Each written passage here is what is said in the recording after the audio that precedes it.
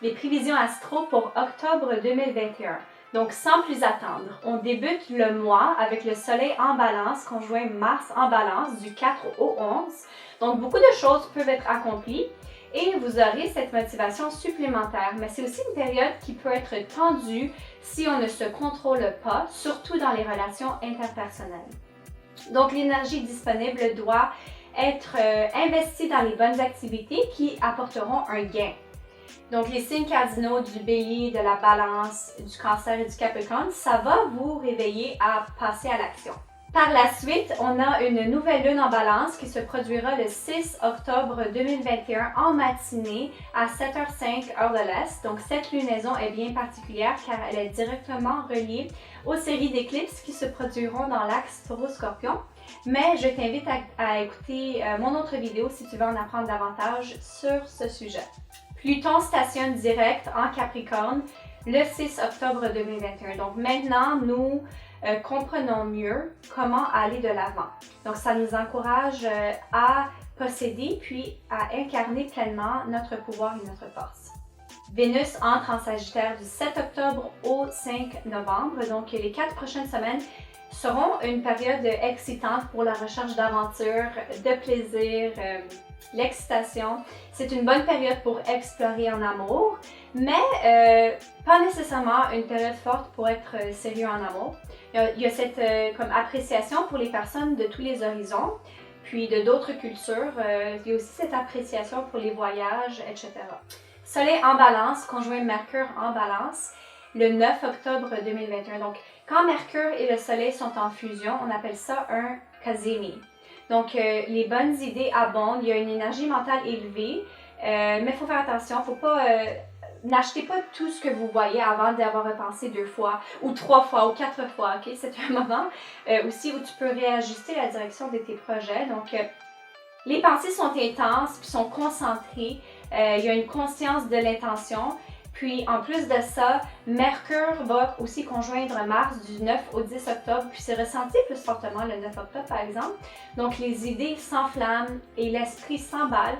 Tout ce que tu choisiras de faire, surtout côté mental, idées, projets, maintiendra ce rythme élevé dans le temps à venir. Alors, réajuste tes projets tant que le fer est chaud. Saturne stationne direct en Verseau le 10 octobre 2021, donc c'est de nouveau dans la bonne direction. Il est temps de penser, de passer à l'action puis de trouver des moyens uniques pour résoudre les problèmes.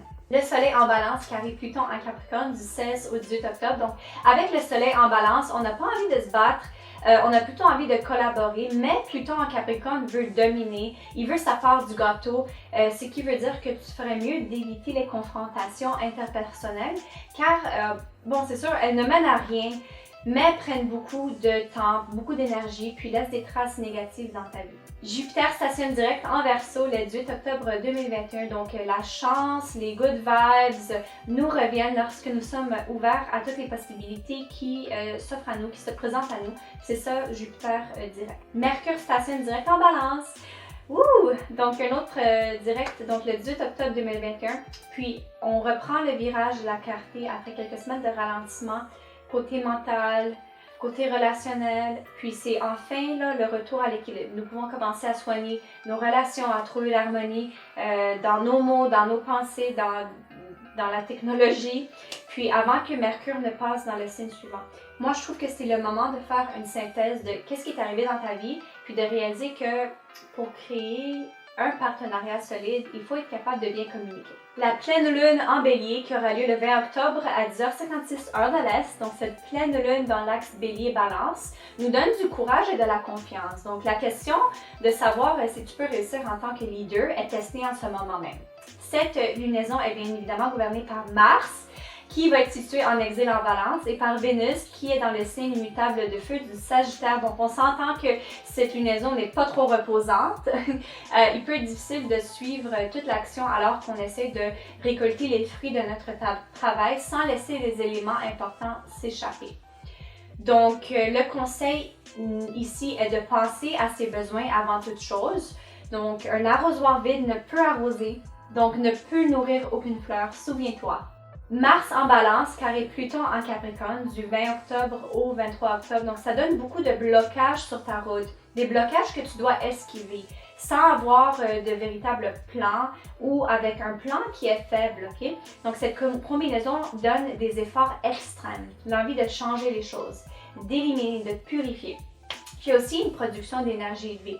Mais négativement, il peut y avoir une tendance à agir de manière méchante, tout simplement. Le soleil entre en scorpion du 23 octobre au 21 novembre. Donc le scorpion est enclin à avoir une attitude de tout ou de rien à l'égard de la plupart des choses. Puis il accorde son attention à quelque chose lorsque cela est justifié. Donc c'est un moment où nous allons être enclins à l'examination de certains aspects dans nos vies et même à l'extrémisme. Donc, oui, c'est ça. C'est une période pour aussi la guérison émotionnelle et pour tourner la page sur les blessures du passé. Bon, c'est ça. C'est aussi une bonne période pour la régénération en préparation à l'hiver froid qui arrive bientôt. Mais en fait, l'hiver froid au Canada, je sais pas d'où vous venez.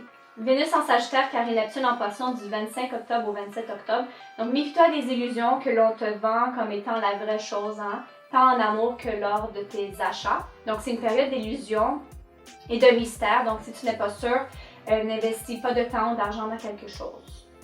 Soleil en Scorpion, carré Saturne en Verseau, du 29 octobre au 31 octobre. Donc, lorsque l'insécurité et le doute surgissent, il faut prendre le temps de réfléchir, ok? Il faut corriger ses erreurs puis passer à autre chose. Donc, il peut y avoir des critiques et de l'énergie négative, mais si tu décides de ne pas t'en mêler, tout va bien aller. Mars entre en Scorpion le 30 octobre. Donc, Mars entre finalement en domicile. Les actions reprennent de la force. Elles ne sont pas aussi percutantes que celles du Bélier, l'autre signe gouverné par Mars, mais elles sont plutôt puissantes, de longue durée. En Scorpion, elles nous donnent une forte volonté, sans peur, puis c'est ça, pour poursuivre nos désirs avec une grande détermination, nos objectifs aussi. C'est une période où l'on va savoir exactement ce que l'on veut, comment l'obtenir, puis c'est ça, ça va nous permettre de réaliser nos désirs les plus profonds. Alors, je vous rappelle que j'ai encore des places dans mon horaire pour effectuer une analyse de prévision astrale, une analyse de thème, la synastrie, etc. Et vous pouvez prendre rendez-vous avec moi à partir de mon site dont je viens tout juste de modifier le look que j'adore. Si vous voulez y jeter un coup d'œil. Bon, et sur ce, je vous souhaite de passer une excellente journée. À la prochaine. Je vous aime tous.